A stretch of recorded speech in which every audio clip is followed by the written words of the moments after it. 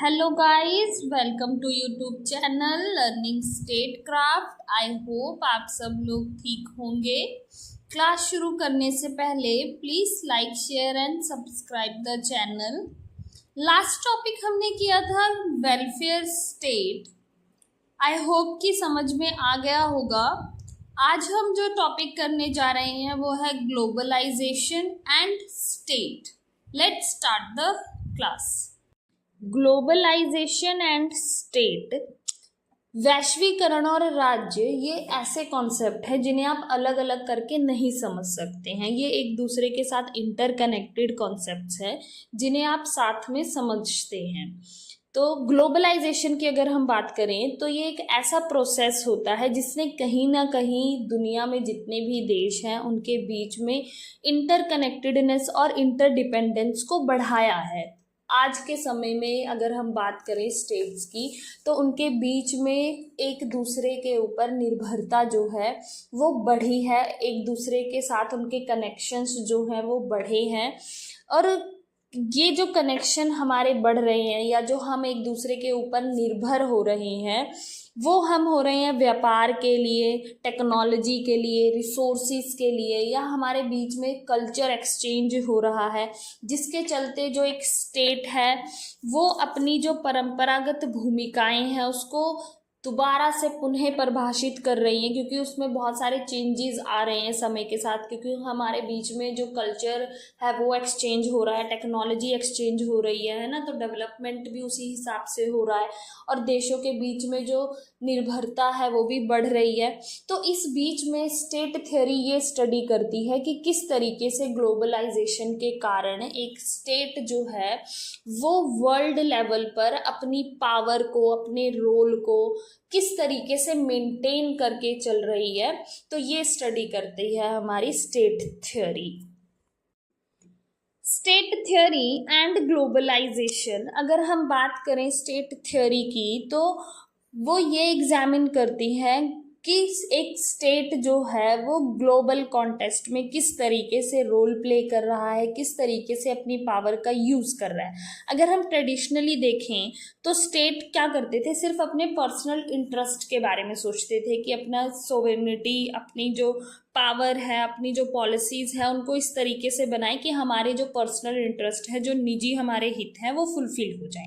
लेकिन ग्लोबलाइजेशन के आने के बाद एक स्टेट जो है वो अब सिर्फ अपने पर्सनल इंटरेस्ट के बारे में नहीं सोचता है, अपने एक सिर्फ क्षेत्रीय हितों के बारे में नहीं सोचता है, बल्कि अब वो ग्लोबल लेवल पे जो चैलेंजेस हैं, जो इश्यूज हैं, उन पर मिलकर काम करता है। अब वो ऐसी पॉलिसीज या ऐसे एक्शंस लेता है जिससे जो ग्लोबल लेवल पे प्रॉब्लम्स हैं उनसे निपटारा किया जा सके।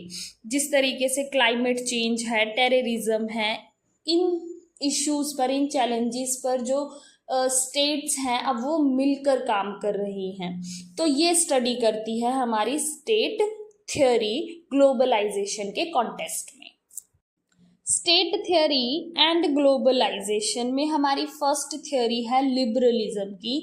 लिबरलिज्म जो है ये free trade, free market, open competition की बात करते हैं। ये एम्फेसिस करते हैं इकोनॉमिक वेलफेयर, पॉलिटिकल लिबर्टी पर। इसका एग्जाम्पल हो सकता है यूरोपियन यूनियन, जो कि एक लिबरल ऑर्गेनाइजेशन है जो यूरोप की कंट्रीज के बीच में फ्री ट्रेड, ओपन कंपटीशन की बात करते हैं। नेक्स्ट है पॉलिटिकल रियलिज्म। ये थ्योरी इस बात पे फोकस करती है कि एक स्टेट की पावर और उसके नेशनल इंटरेस्ट जो हैं वो फुलफिल हो जाएं, फिर उसके लिए कंपटीशन हो, स्टेट्स के बीच में कॉन्फ्लिक्ट हो, फर्क नहीं पड़ता है। एग्जाम्पल के लिए अगर हम बात करें तो वर्ल्ड लेवल पर अगर हम हेजिमनी की बात करते हैं, वर्चस्व की बात करते हैं, तो यूएसए की हेजिमनी जो है वो है, और यूएसए अपनी पावर को दिखाने के लिए, अपने उस वर्चस्व को दिखाने के लिए जो हमारे इंटरनेशनल पॉलिसीज होती हैं उनको इन्फ्लुएंस करने की कोशिश करता है ताकि वो अपनी पावर जो है वो दिखा सके। और इसके लिए क्या कहते हैं, फिर चाहे स्टेट्स के बीच में कॉन्फ्लिक्ट ही क्यों ना हो जाए उसको फर्क नहीं पड़ता है, लेकिन उसको अपनी पावर दिखाना है, अपना वर्चस्व दिखाना है अपनी जो नेशनल इंटरेस्ट है उनको फुलफिल करना है, तो इसके लिए क्या कहते हैं, वो अपनी पावर का यूज करता है। तो ये है हमारे पॉलिटिकल रियलिज्म। नेक्स्ट थ्योरी है हमारी वर्ल्ड सिस्टम थ्योरी। ये थ्योरी कहीं ना कहीं स्टेट्स के बीच में डिपेंडेंस की बात करती है, निर्भरता की बात करती है। ये इम्फेसिस करती है इकोनॉमिक एंड पॉलिटिकल इंटरडिपेंडेंस की। एग्जाम्पल के लिए मान लो डेवलप्ड नेशन है, तो डेवलप्ड स्टेट जो है उसके पास अच्छी टेक्नोलॉजी है ना, तो वो डेवलपिंग स्टेट्स के ऊपर निर्भर होते हैं कच्चे माल के लिए। कच्चे माल जो है वो डेवलपिंग स्टेट से लेते हैं और फिर अपने मशीन्स, अपनी टेक्नोलॉजी का यूज़ करके वो उससे प्रोडक्ट बनाते हैं और फिर डेवलपिंग जो स्टेट्स हैं उनको सेल करती है। तो इस तरीके से डेवलप स्टेट्स जो है वो डेवलपिंग स्टेट्स पर निर्भर करते हैं और डेवलपिंग स्टेट्स जो है वो प्रोडक्ट के लिए डेवलप्ड स्टेट्स पर निर्भर करती हैं, टेक्नोलॉजी के लिए निर्भर करती हैं। तो ये वर्ल्ड सिस्टम थ्योरी जो है वो डिपेंडेंस की बात करता है, निर्भरता की बात करता है। Impact of globalisation on states. Economic transformation. Globalisation से क्या हुआ है, स्टेट्स के बीच में जो ट्रेड है वो बढ़ा है, उनका व्यापार निवेश के अवसर जो है वो बढ़े हैं, हमें विकास के जो है वो मौके मिले हैं, विकास को बढ़ावा मिला है। तो ग्लोबलाइजेशन से हमारा जो इकोनॉमिक ट्रांसफॉर्मेशन है वो हुआ है। नेक्स्ट है सोवेरेनिटी चैलेंजेस। जो हमारी इंटरनेशनल ऑर्गेनाइजेशंस है, जैसे वर्ल्ड ट्रेड ऑर्गेनाइजेशन है, इंटरनेशनल मॉनेटरी फंड है, वर्ल्ड बैंक है, इसने कहीं ना कहीं एक स्टेट की जो प्रभुसत्ता है उसको सीमित किया है। ग्लोबलाइजेशन के कारण स्टेट्स को इन ऑर्गेनाइजेशंस के बनाए हुए रूल्स पॉलिसीज को मानना होता है, जिसके चलते एक स्टेट की जो प्रभुसत्ता है वो प्रभावित होती है या सीमित होती है। तो ये भी इम्पैक्ट है ग्लोबलाइजेशन का स्टेट पर। नेक्स्ट है cultural and social shifts. Globalisation के कारण जो अलग अलग स्टेट्स हैं वो एक दूसरे के करीब आ गई है, जिसके चलते उनके बीच में कल्चरल एक्सचेंज हुए हैं, टेक्नोलॉजिकल एक्सचेंज हुए हैं। तो देशों के बीच में करीबी आने के चलते जो लोगों की संस्कृति है उसमें परिवर्तन आया है, उनके समाज में जो है बदलाव देखने को मिला है। तो ये भी ग्लोबलाइजेशन का एक इम्पैक्ट है।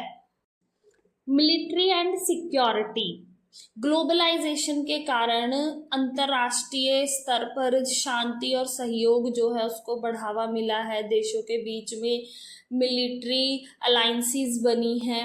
तो ग्लोबलाइजेशन का ये भी एक इम्पैक्ट जो है स्टेट्स पर पड़ा है कि उनके बीच में सैन्य सहयोग जो है वो बढ़ा है। Governance and treaties.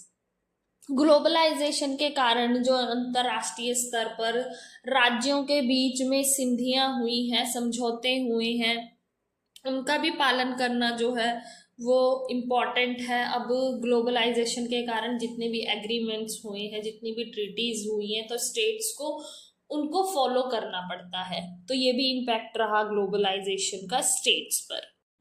Non state actors. अब ग्लोबलाइजेशन के कारण जो एनजीओज हैं या मल्टीनेशनल कंपनीज हैं, इनका प्रभाव भी जो है वो स्टेट्स पर बढ़ा है। तो ये भी इम्पैक्ट है ग्लोबलाइजेशन का स्टेट पर। Political challenges. ग्लोबलाइजेशन के कारण एक स्टेट को पॉलिटिकल चैलेंजेस जो हैं उनको फेस करना पड़ता है, क्योंकि ग्लोबलाइजेशन के कारण ही जो स्टेट्स हैं उनके बीच में कुछ ट्रीटीज होती हैं, एग्रीमेंट्स होते हैं, और इंटरनेशनल जो हमारी ऑर्गेनाइजेशंस जो रूल्स बनाती हैं वो स्टेट्स को फॉलो करने होते हैं, जिसके चलते एक स्टेट के जो इंटरनल पॉलिसी मेकिंग है वो इन्फ्लुएंस होती है, उस पर इम्पैक्ट पड़ता है। तो ये भी इम्पैक्ट रहता है ग्लोबलाइजेशन का एक स्टेट पर, जहाँ पर उनकी जो इंटरनल पॉलिसी मेकिंग है वो इफेक्ट होती है। तो ये था हमारा topic globalisation and state. I hope clear हो गया होगा। अब हमारा एक टॉपिक बचा है नेशन स्टेट, जो हम नेक्स्ट क्लास में कवर अप करेंगे। आज की क्लास यहीं तक होगी। Thank you for watching. Please like share and subscribe the channel.